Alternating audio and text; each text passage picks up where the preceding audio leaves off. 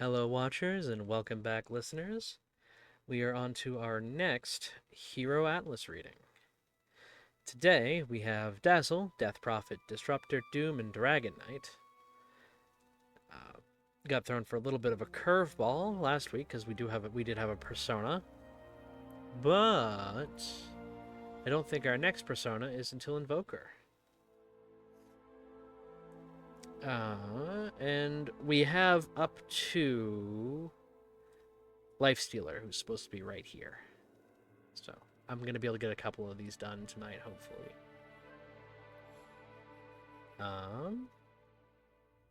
So, without any further ado, The enemy perish when they see the face of Dazzle. I'm not a monster, Dazzle assured me.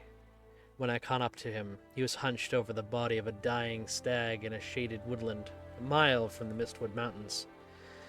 They say the Nothel realm corrupted me, but all it did was show me my ideal form, he huffed indignantly.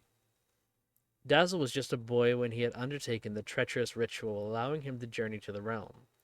The Council of the Dozen Order, who oversee this ritual, had warned him against going. He was too young, too unpracticed.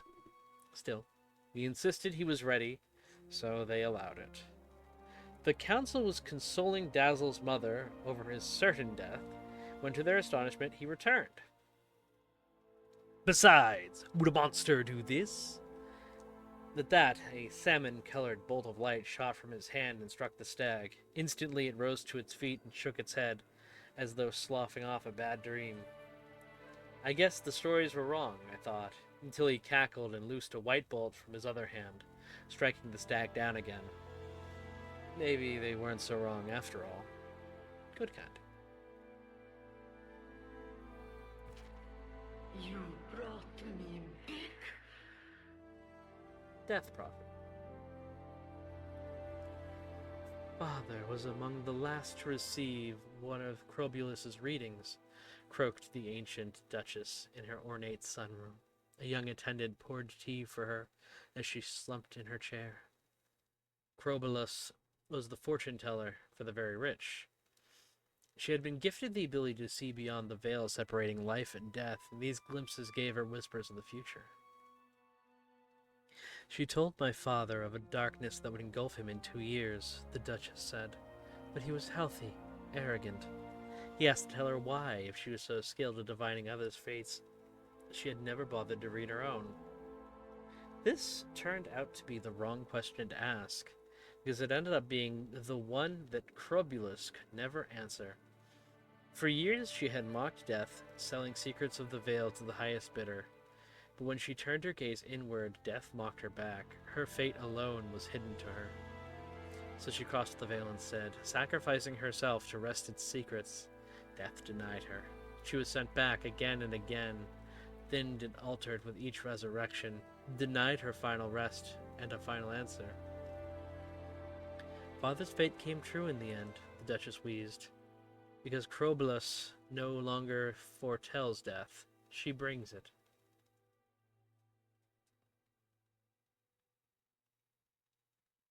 Good kind. Disruptor. Well, take my line from me, why don't you? The sound of red sand crunching beneath my feet harmonizes with the crackling of the stormy sky above the desolate plains of the upland Druid. Marching beside me is a large lizard, atop which sits Disruptor. He's small for an Oglodi, but he carries a big stick, or more specifically, a big pole, arcing with electricity, which Disruptor uses to channel electricity itself.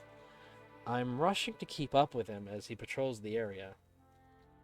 My people have studied stormcraft for generations, he says of the nomad Ogladi who were driven from their homeland and have wandered the desert since.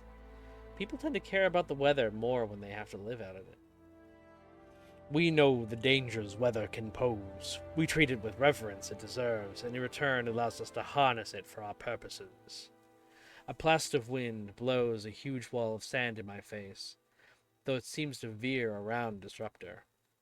That wasn't me, he says with a chuckle. Sometimes the weather can be playful. Don't worry. If it was angry with you, you would know.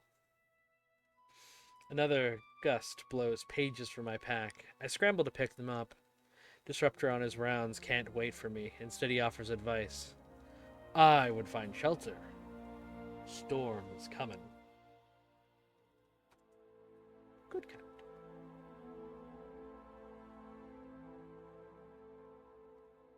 I like Disruptor. I like his weird little lizard horse. I want a weird little lizard horse. The seven hells hunger. Doom. Doom. They say Doom is the only living being who moves freely between the seven hells. That meant I didn't have a hope in seven hells of tracking him down. Instead, I started at the beginning, the crater. Crater is inaccurate, but it trivializes this. Crater is accurate, but it trivializes the scene. The open wound in the wasteland where he was hurled from heaven is still raw and blackened, with sand fused into glass ridges sharp enough to slice your finger and hot air rippling with a burnt stench. It was as though not a day had passed by which the pit could heal. Most locals avoid this place. Most, but not all. An old herder claimed he'd seen the fall.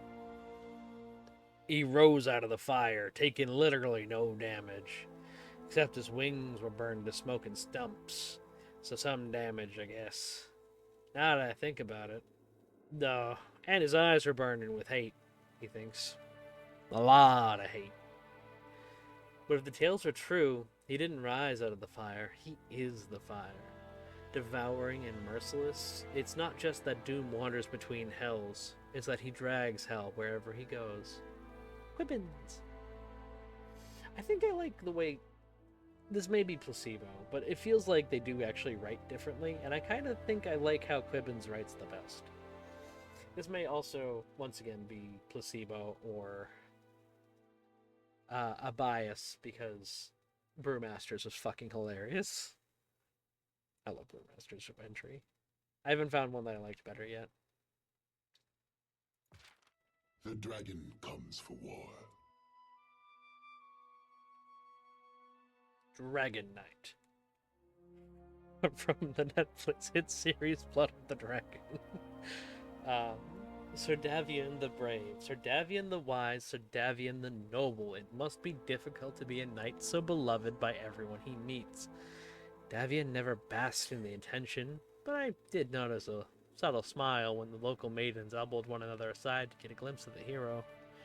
However, there was one name that made him bristle. Sir Davian the Dragon Slayer. This struck me as almost farcical. Wasn't he best known for killing the infamous dragon Slyrak? Didn't he wear the scales of his foes? I'd seen false modesty before, so I asked him outright if his retinue traveled to Hauptstadt. For the first time, I saw that his eyes weren't his alone. In killing Slyrak, he hadn't simply absorbed vast draconic power, poor fellow. He had also managed to absorb an inconvenient empathy for his greatest enemy.